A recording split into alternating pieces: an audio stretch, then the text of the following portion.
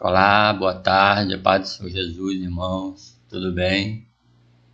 Graças a Deus, tudo bem aqui comigo, com a minha família, tudo bem, irmãos. E vocês aí, tudo bem com vocês? Espero que esteja tudo bem.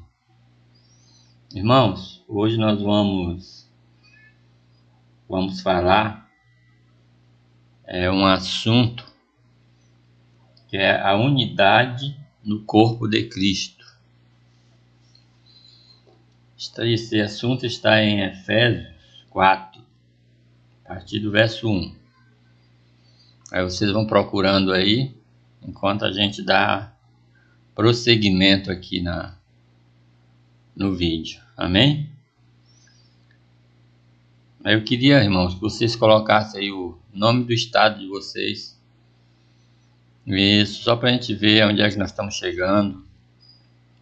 Coloca aí nos comentários aí. Sou de Brasília, sou do Paraná, sou da Bahia, de onde você for. Aonde você estiver morando. Se você for de outros países, coloca aí o nome do país também. Porque o YouTube ele é mundial, né? Tem muitos brasileiros em outros países assistindo os programas aqui do Brasil. Amém, irmão? Então, eu queria só pedir para os irmãos dar um like nesse vídeo. Se inscrever no canal também. Aqueles que não são inscritos, né? Nos dá uma ajuda aí, nos dá uma força, em nome de Jesus, para a gente chegar aos 600 inscritos. Estamos quase lá. Amém, irmão? Então vamos orar então. Vou orar por vocês, por todo o povo que está nos assistindo, para que Deus venha abençoar, nos abençoar, em nome de Jesus. Amém, irmão? Glória a Deus. Vamos orar. Pai, em nome de Jesus, muito obrigado, Senhor. Obrigado por mais esse vídeo, obrigado por mais esse dia, Senhor. Esse dia, Senhor, que tu fez para nós vivermos ele. Muito obrigado, Deus, em nome de Jesus. Agora eu queria, Senhor, que tu abençoasse, Senhor, grandemente, Senhor, todo o povo do canal, todos os irmãos que nos assistem aqui, né? Todos os irmãos que estão nos acompanhando aqui nessa jornada. Amém? Sempre ouvindo a palavra de Deus aqui. Que tu abençoasse a casa deles, Pai. Abençoasse eles. Abençoasse suas finanças. Abençoasse seu carro. Abençoasse sua moto, sua bicicleta, para não quebrar, meu Pai. Abençoasse os eletrodomésticos, Senhor, da casa deles, Pai. Abençoasse os filhos, os pais, os netos. Em nome de Jesus, Senhor, abençoa mesmo, meu Pai. Abençoa também, meu Pai, aqueles irmãos que estão no interior, Senhor. Isso, abençoa, meu Pai. A plantação deles, Pai. Abençoa, dá chuva, Senhor,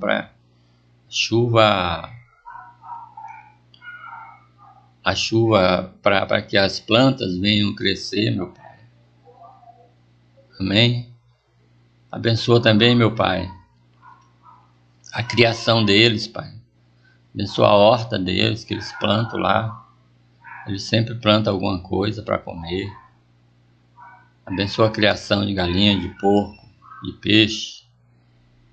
Né? Abençoa, meu Pai, em nome de Jesus, a criação de gado também. Tem uns irmãos que tem uns gadozinhos lá para dar leite. Em nome de Jesus, abençoa, meu Pai. Abençoa os irmãos aqui da cidade, Senhor. Abençoa os vizinhos deles, Pai. Abençoa a rua deles, Pai, para que não tenha aqueles paredão, Senhor, aquelas carros de som, aquelas coisas perturbando a noite. Perturbando a nossa noite do sono, meu Pai.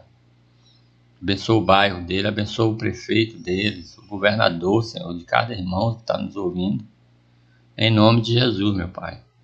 Muito obrigado, Deus, em nome de Jesus. Amém. Então, irmãos, vamos ler o texto, então, sobre a unidade no corpo de Cristo.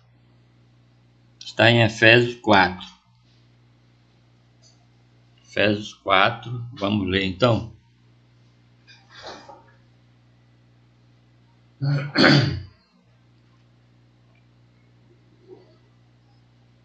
Vamos ler então. Portanto, Efésios 4, verso 1. Portanto, como prisioneiro do Senhor, rogo-vos que andeis como é digno da vocação que foste chamado, com toda humildade e mansidão, com longanimidade, suportando uns aos outros em amor, procurando guardar a unidade do Espírito no vínculo da paz. Há um só corpo e um só Espírito, como também fostes chamados em uma só esperança da vossa vocação. Um só Senhor, uma só fé, um só batismo. Um só Deus e Pai de todos, o qual é sobre todos, e por todos e em todos. Mas a graça foi dada a cada um de nós segundo a medida do dom de Cristo.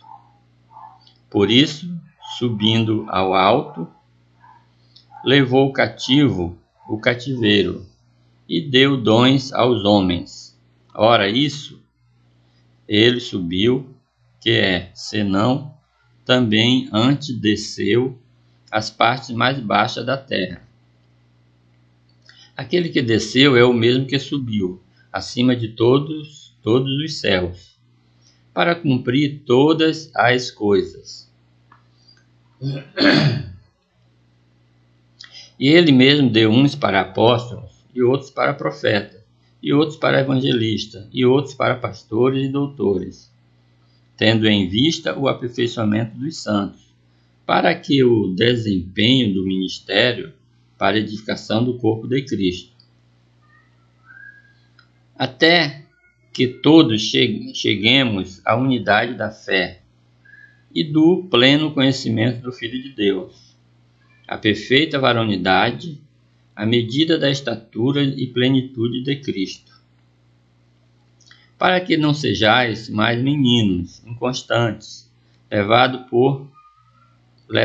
ao redor por todo vento de doutrina, pelo engano dos homens com que astúcia induzem ao erro, antes seguindo a verdade em amor, crescendo em tudo naquele que é o cabeça, Cristo, do qual todo o corpo bem ajustado e ligado pelo auxílio de todas as juntas, segundo a justa operação de cada parte, faz o seu próprio aumento para a edificação de si mesmo em amor. Amém, irmãos? Então essa é a palavra de Deus lida, né, que o apóstolo Paulo fala sobre a unidade, né? E a exortação básica de Paulo é que a vida de um cristão deve ser coerente com a posição que ele recebeu em Jesus. Este caminhar comunitário deve respeitar a unidade do corpo, por meio de uma atitude humilde e com comportamento que demonstre altruísmo para com os outros. A base para esta unidade é a natureza de Deus, Trino, Efésios 4:1, e deve levar em conta a diversidade existente do corpo de Cristo, na qual a união deve se expressar. Veremos que o apóstolo Paulo quer incentivar a igreja a beneficiar-se desta diversidade, tendo em vista que cada cristão foi capacitado para servir, e visto que a igreja recebeu o indivíduo com dons para desenvolver e aperfeiçoar. Os santos em direção à maturidade espiritual,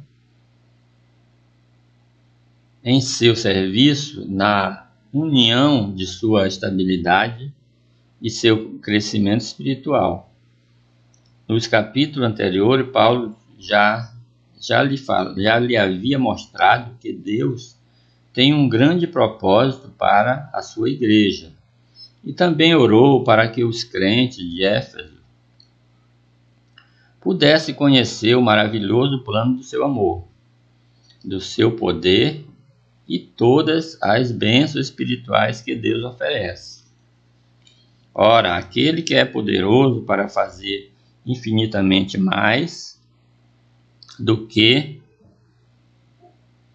tudo quanto pedimos ou pensamos, conforme o seu poder, que opera em nós.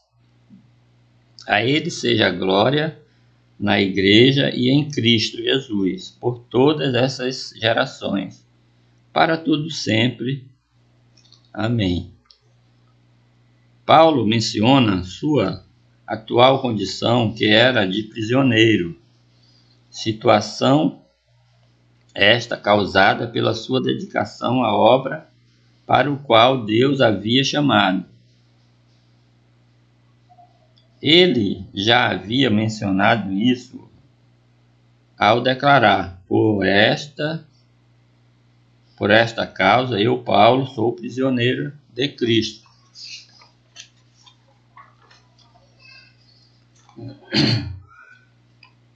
De Cristo Jesus, por meio de vós, gentios. Ele era apóstolo aos gentios, e como resultado de ter pregado com os gentios convertidos a Cristo, também fazia parte do povo de Deus. Ele havia sido preso.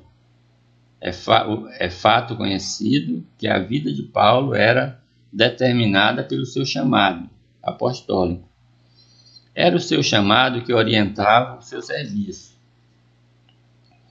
No plano físico, sua prisão foi o resultado da articulação dos líderes judeus junto às autoridades romanas.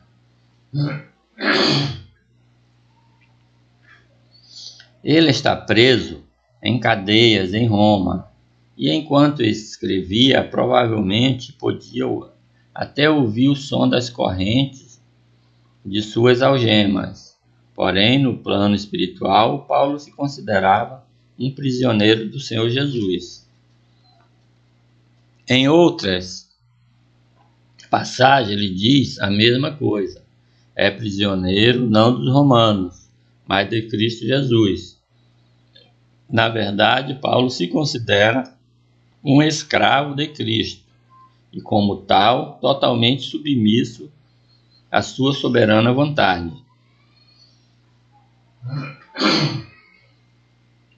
Agora Paulo passa a falar da qualidade e do tipo de vida que cada um dos crentes devia viver, tanto individualmente como no contexto da comunhão na igreja. Rogo a vocês, é mais do que simplesmente pedir, que andem de modo digno da vocação a que foram chamados. Em Efésios 2:2, Paulo diz que eles haviam andado em conformidade com o padrão mundano e a vontade de Satanás, e por isso eles eram levados a seguir as inclinações da sua natureza carnal, sendo, portanto, filho da ira. Ora, como filho de Deus e posicionalmente assentados junto a Cristo nas regiões celestiais, eles deviam se comportar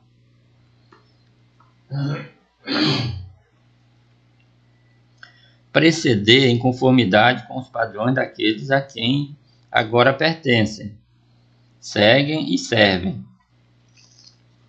Devemos lembrar sempre que nosso viver diário de duas, uma ou vai honrar ou vai desonrar o nome da pessoa do nosso Senhor Jesus Cristo.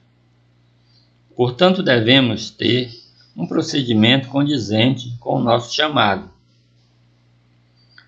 com a nossa vocação em Cristo.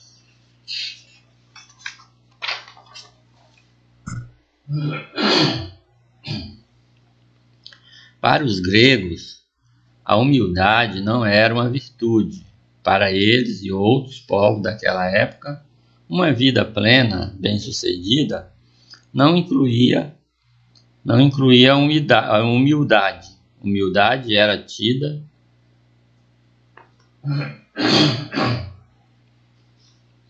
como um sinal de fraqueza.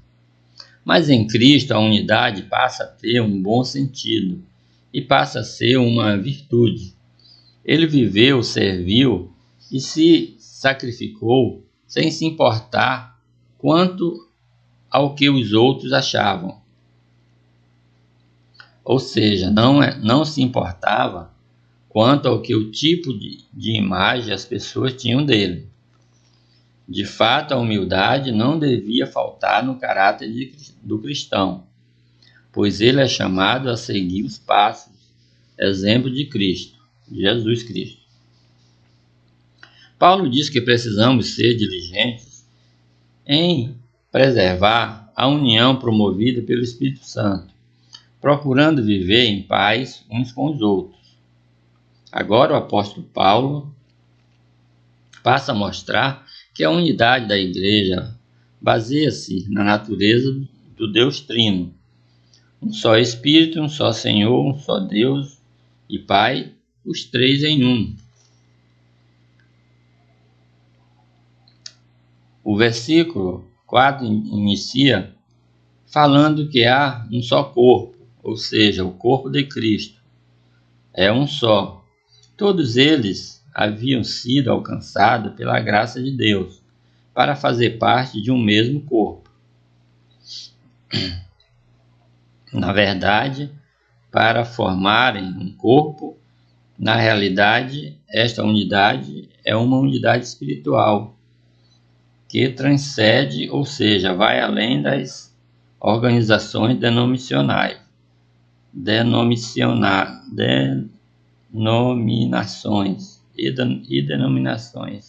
criada por nós. Porém, como é do nosso conhecimento, Paulo não aceitava tudo que os crentes faziam. Ele rejeitava aquilo que não condizia com as verdades da palavra de Deus. Mais à frente veremos isso detalhadamente. Infelizmente, em nome da unidade, tem-se tolerado práticas e doutrinas erradas. Errada na igreja, mantendo relacionamento eclesiástico com ela. Há um só corpo e um só espírito, e um só chamado, na mesma esperança. No versículo 5 fala que um só Senhor e uma só fé e um só batismo. Em Coríntios 12:3 fica bem claro que o batismo no corpo de Cristo é a obra do Espírito Santo e não um ritual, é algo interno, invisível e não externo, é visível.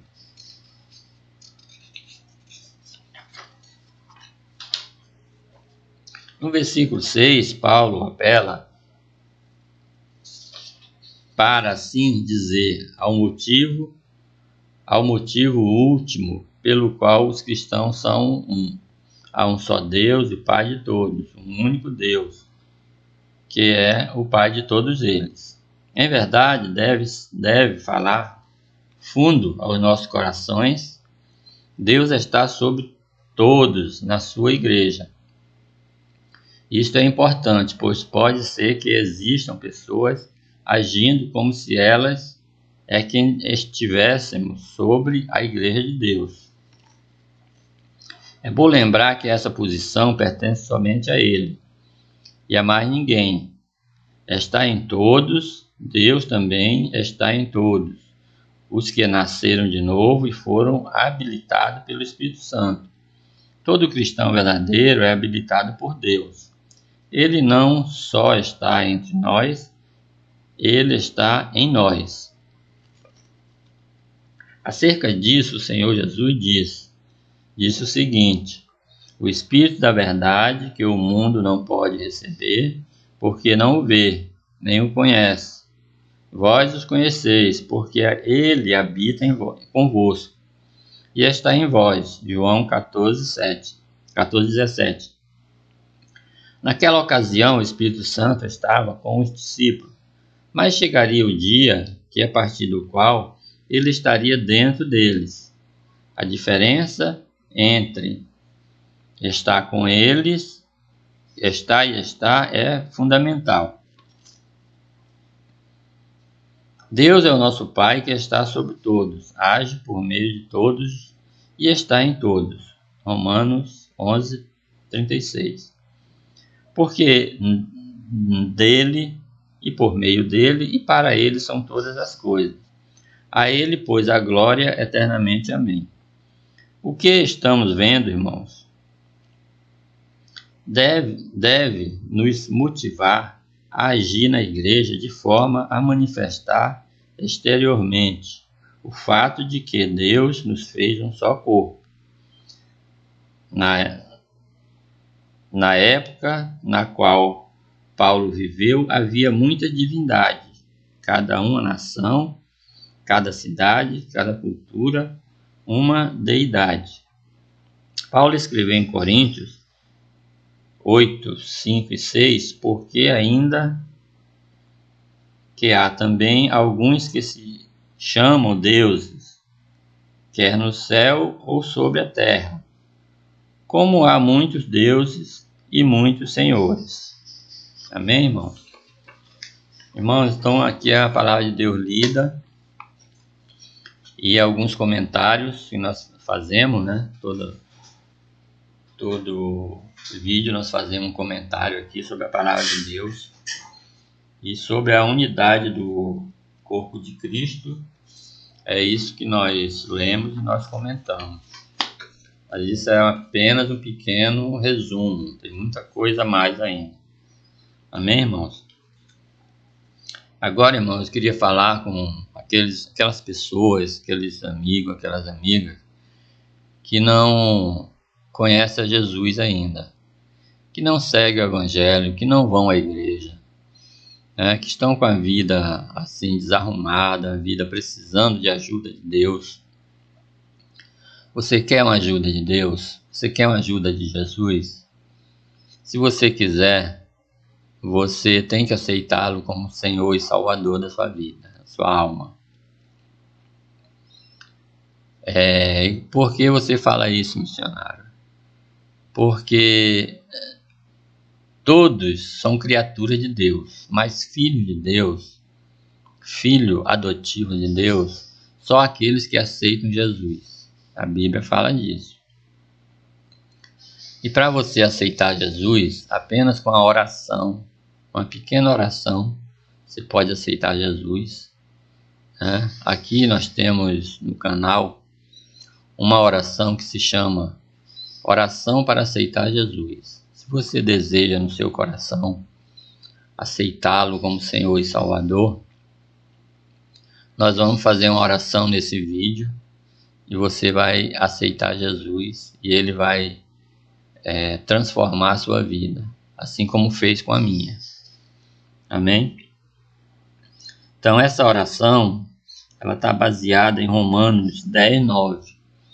Diz assim: se com a tua boca confessares a Jesus como Senhor, e em teu coração creres que Deus ressuscitou dentre os mortos, serás salvo. Salvo de quê, missionário? Tanta gente fala que Jesus salva, que Jesus liberta, que Jesus vai te salvar do inferno mesmo. Jesus vai te salvar do inferno mesmo. Só existe inferno e céu.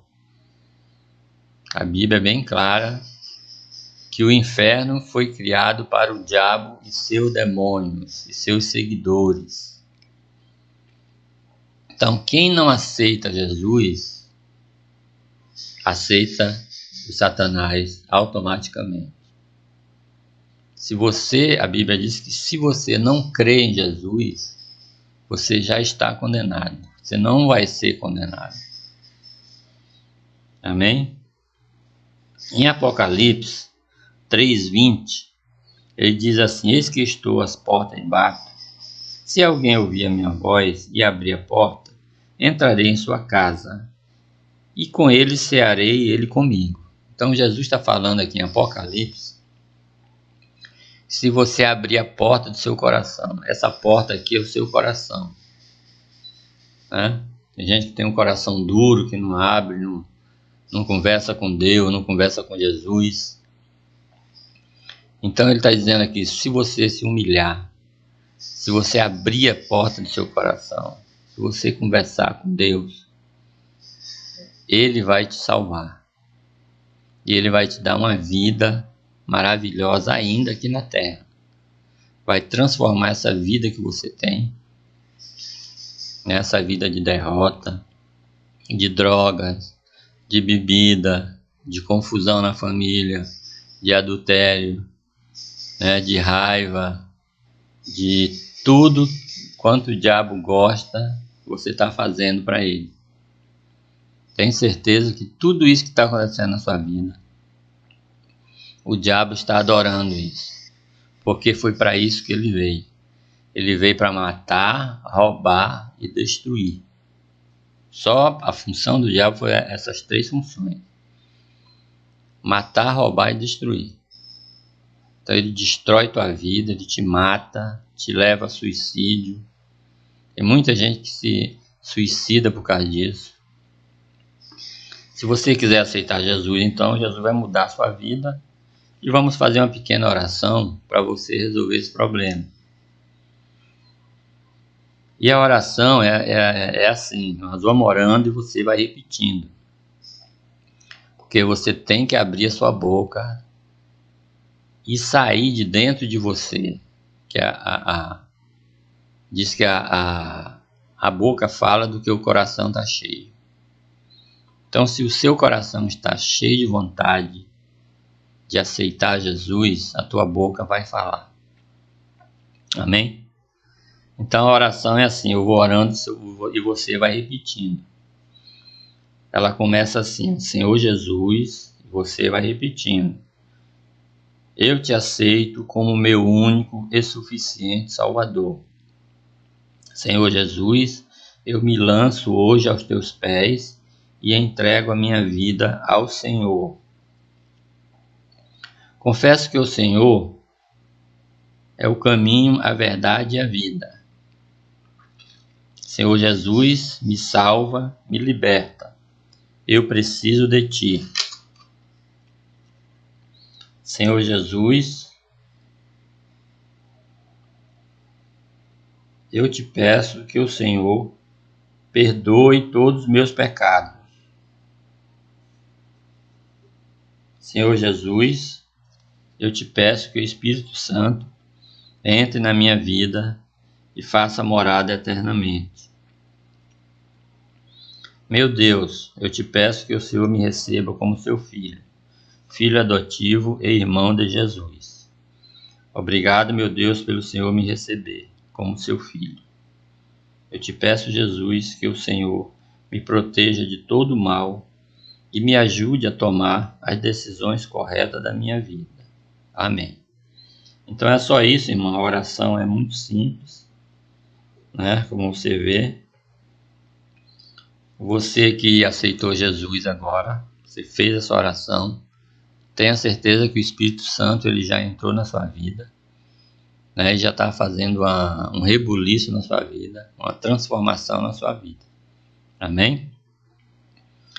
E você que aceitou Jesus hoje, coloca aí nos comentários: aceitei Jesus hoje, missionário, para a gente orar por você, né? E a recomendação agora é a seguinte: que você vá a uma igreja perto da sua casa, procure uma igreja perto da sua casa, chega lá, você fala que aceitou Jesus aqui no canal e que quer ficar congregando lá com os irmãos. Se ele disser: mas você tem que aceitar Jesus aqui para ser membro da igreja, não tem problema. Você faz a mesma oração, eles vão fazer lá com você. Amém, irmão? Aí você fica lá e fica aqui no canal também, que todo dia tem palavra de Deus aqui. Amém, irmão?